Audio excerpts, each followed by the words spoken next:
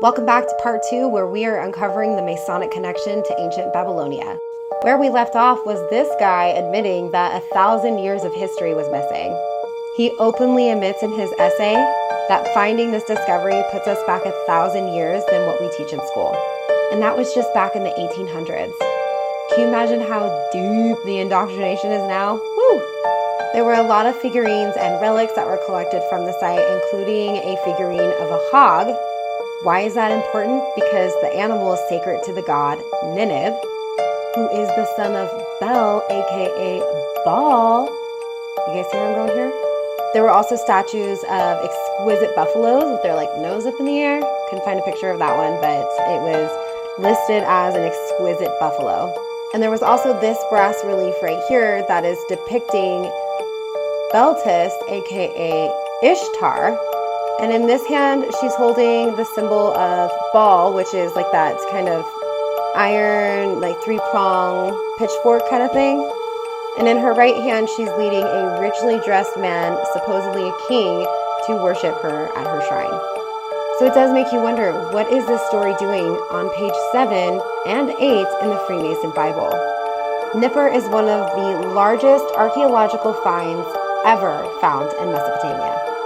It's a massive site approximately 180 meters south of Baghdad. The site measures 20 meters high and about 150 hectares. That is 65 feet high and 400 acres for those of us in the US. This site dates further back than the early 6th millennium BC. A dry canal bed bisects the site into two different mounds, the eastern mound and the western mound. The site holds Tablet Hill, religious quarters, and the Temple of Enlil. This is the site where over 30,000 cuneiform tablets were found. Oh, and did you know that ancient Nippur used to be rumored to be home of a god? And that all of these tablets had detailed accounts dating back to that time? They had every single detail about everything that happened at that site. Everything down to the economic and even the administrative side of Nippur.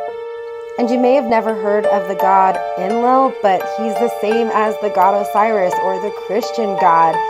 He is the god of creation, and he's one of the main deities of the Sumerian people. Nippur, in fact, never even had a kingdom, and it never had a king, and it was never a regional capital.